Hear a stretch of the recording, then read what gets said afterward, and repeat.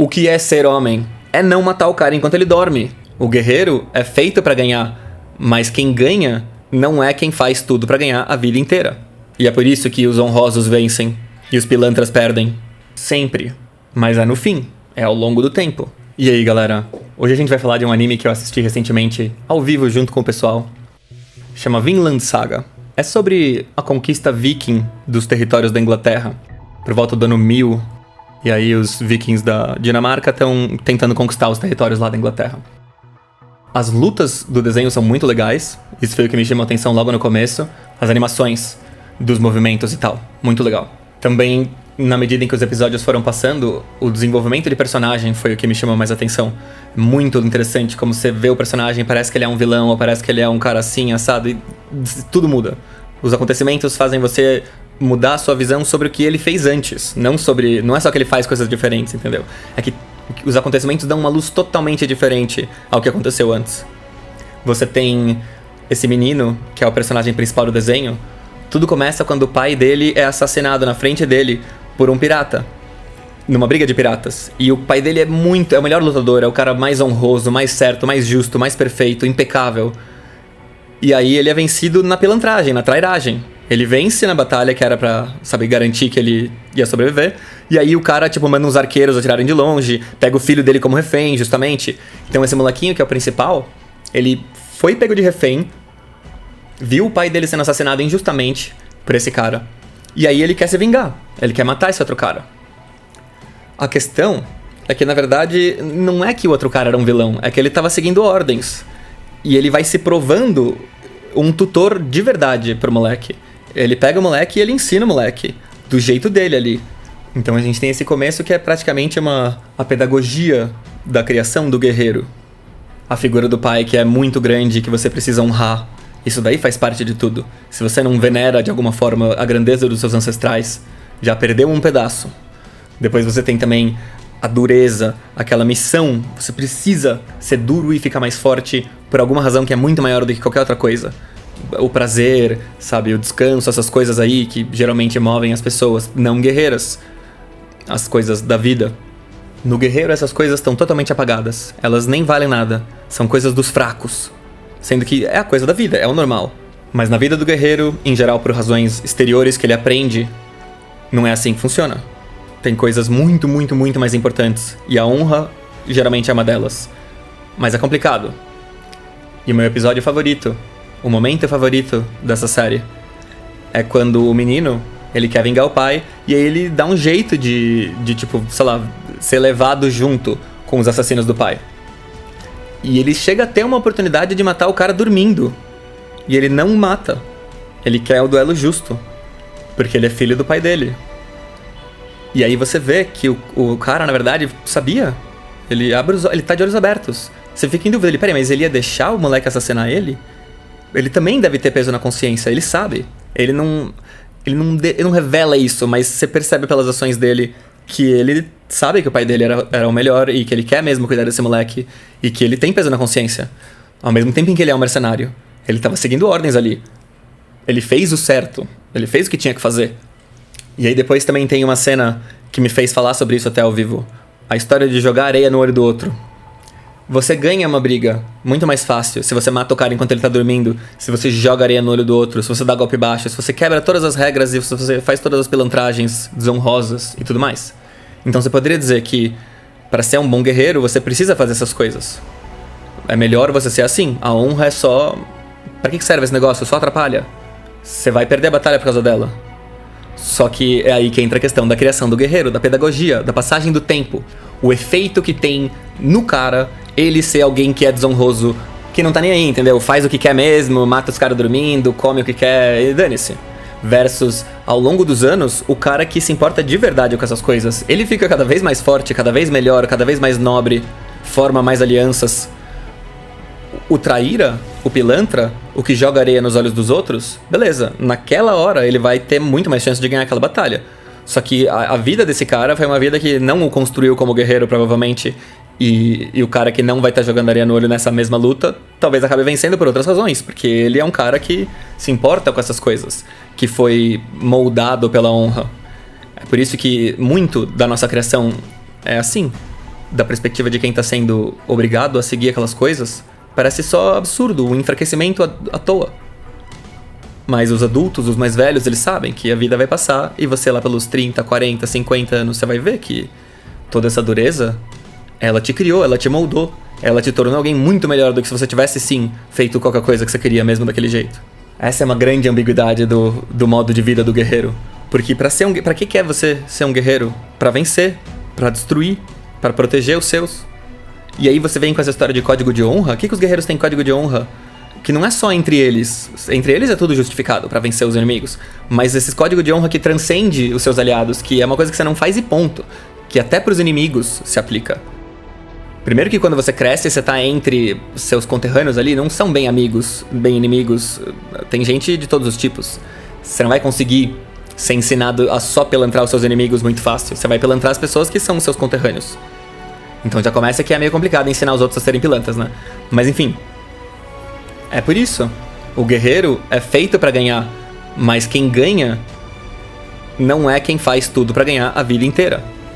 É aquele que sabe quais são os meios justos, os meios pedagogicamente úteis. Você fica tentando vencer ao longo da vida, mas de um jeito que faz você ficar cada vez melhor em vencer. Isso é que é essencial. Quando você joga areia no olho, você não tá ficando melhor em vencer, a menos que você faça a doutrina da pilantragem mesmo. Você tem que ter as técnicas da desonra, de certa forma. Mas elas, de qualquer forma, vão depender de que você não use ela contra os seus aliados. Por isso, se você cultiva essas coisas numa população inteira, é complicado. Por isso que a honra sempre vence. Os povos que respeitam a honra. Onde tá por aí? Onde que existe esse povo de pilantras? Que nação que é uma nação de pilantras? Tudo bem, na prática as pessoas pilantram mesmo. Mas a nação que preza pela pilantragem, que defende a pilantragem, os pilantreadores, eles não existem. Eles se matam.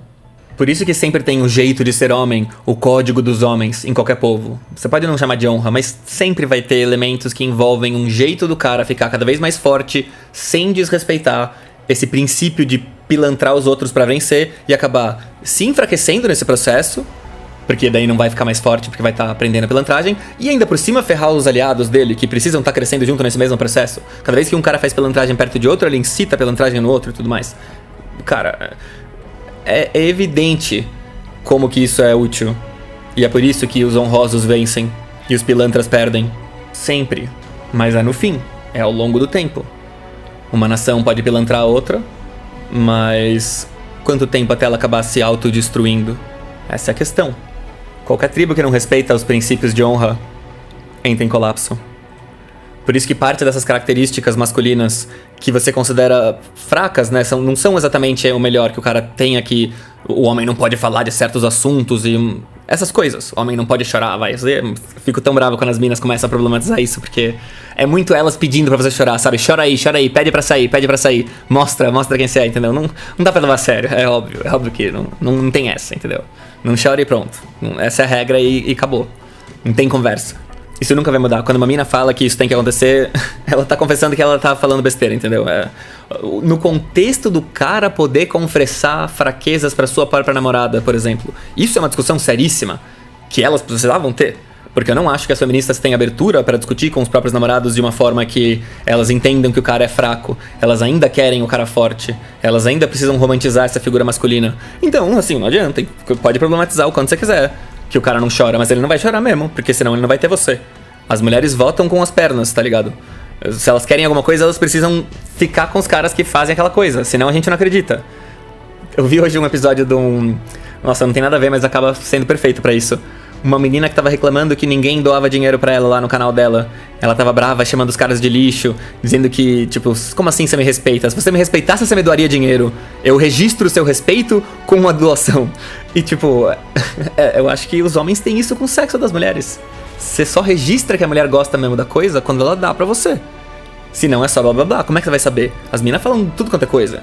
Você sabe que é real mesmo quando ela, sabe, ficou com você depois de você fazer isso aí, beleza. E as minas claramente estão votando de um jeito diferente do que elas falam. Então não tem essa, entendeu? A pessoa que se deixa ficar chorando, especialmente aquela que fica chorando na cara da sua própria mina, não dá. Enquanto a realidade for tal que o cara que faz isso se ferra, você não pode esperar que as pessoas ensinem os seus filhos e os seus amigos a serem de outra forma. É óbvio. É a mesma coisa das meninas, pode ser quão feminista você quiser. Saiba que você vai ser julgada pela sua beleza. Chora o quanto quiser. Na verdade, até a humanidade inteira tem uma condescendência enorme com quanta besteira as mulheres falam. Elas podem falar qualquer coisa, entendeu? Os homens não. Pegam muito sério com a gente. No entanto, levam super a sério com a beleza delas. Se elas saem totalmente feias e tal, mano, é pesado mesmo. Não é assim, ó, coitadinha delas, entendeu? É só que assim, você quer ganhar dinheiro como uma e-girl, passando você no stream lá, cara, passa maquiagem, se arruma e tudo mais, entendeu? Não tem essa. Sendo que os caras, você tem que ser bom no negócio. Mas você pode pelo menos aparecer feio, tá ligado? É o que é. Imagina que tudo isso que vale pras minas também deve ter alguma relação, ao meu ver. É porque é aquela história da cenoura, sabe? As mulheres, elas... Quanto mais as sociedades embelezam as mulheres e fazem elas serem sedutoras, mais você usa isso como parte da pedagogia de transformar os homens em fortes e bons. Desde que você garanta que as mulheres não degeneram o gosto delas. Eu acho que naturalmente elas já vão querer os caras mais alfa, e daí você garante que elas não pecam muito nisso. Você garante que elas tenham que ser seletivas, talvez esse seja o ponto. Se as mulheres não forem seletivas, elas vão dar pra geral, e daí o sistema de condicionamento dos homens entra em colapso. Porque os homens precisam... Quer dizer, não precisam, né? Mas assim, que os mecanismos sociais que sobreviveram teriam evoluído desse mecanismo. Os homens querem mulher. Como que você faz os guerreiros? Você faz as mulheres só gostarem de guerreiros. É essa a única coisa que condiciona realmente o comportamento dos homens. Não são as leis, não são os blá blá blá, não é a propaganda de cerveja. É o que as mulheres gostam. Isso molda o homem em público. As mulheres estão noiadas e reclamando de coisas absurdas. Elas têm que brigar com as outras mulheres. Elas têm que parar de ficar com um cara que age do jeito que elas não querem. E elas sabem, é por isso que virou militância do Tinder, entendeu? Só que não adianta, elas não conseguem controlar nem elas mesmas. Elas ficam com os caras machos, porque é só isso que importa.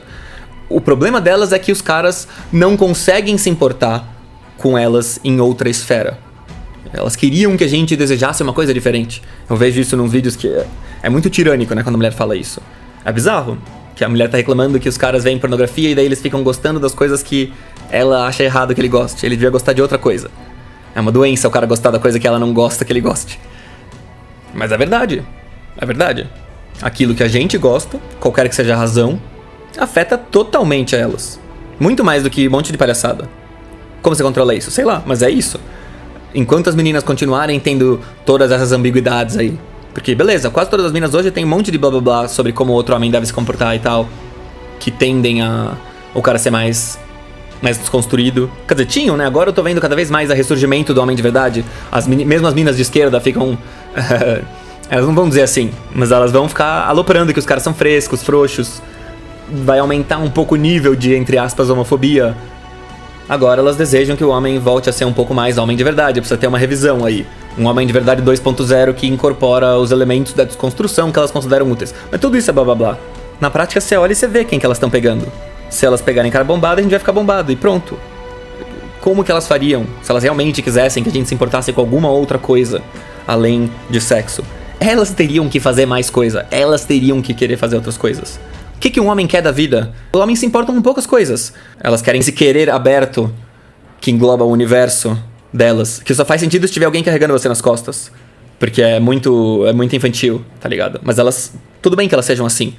Faz parte dessa história. Porque elas serem assim é quase que uma isca pros caras terem que se tornarem melhores pra cuidar dela. A gente gosta muito de mim, né? A gente quer ficar com elas. Se elas ficarem agindo de forma infantil, a gente vai ter que dar um jeito de... Tá ligado? Lidar com isso, ajudar isso, carregar isso nas costas. Assim como, tá, blá blá blá, elas também vão ter que lidar com os nossos problemas, é óbvio. Mas assim, não tem jeito. É um mundo que molda a gente da melhor forma possível. A gente tem que superar alguns traumas e resolver isso daí. Mas querer dizer que o mundo deveria ser outro como desculpa pra criar a pessoa errado, de um jeito que ela vai se ferrar na vida. Meu Deus, que coisa absurda é essa? Não faz sentido. As feministas ficam ensinando as meninas a jogarem areia no olho, a matar os caras enquanto eles dormem. O que é isso? Isso é exatamente a mesma coisa de sempre. O que é ser homem? É não matar o cara enquanto ele dorme. É essa parte aí que elas não estão respeitando. Elas não entenderam a importância desses princípios de honra, porque os homens também, em parte, desrespeitam completamente isso com elas. Tipo, os homens toleram que outro homem desrespeite princípios de honra com mulher razoavelmente bem. Mais ou menos. Mas quando ele faz isso com outro homem, isso é totalmente intolerável. Um cara não sobrevive no mundo dos homens se ele desonra outro homem. É isso. Mas é honra, mano. Honra sempre. Trairagem jamais. Adultério é golpe, mano. Não tem essa. Vejo vocês na aula. Tô gravando isso aqui na quarta-feira. Aula mais tarde. Vou tentar fazer com que as aulas comecem mais cedo. Porque esse horário das 9, que é o horário mais ou menos o lendário horário de sempre, às 9 na quarta-feira. Por mais que eu chegue um pouco atrasado, geralmente. Ele é muito tarde, ele é bem o horário de pico dos streams. Eu acho que o ideal mesmo seria fazer antes. Pelo menos enquanto estiver na época do Coronga, que os horários das pessoas estão todos zoados mesmo, eu acho que vale mais a pena fazer ele no fim da tarde. Tipo umas 6, talvez. Vamos ver. Falou.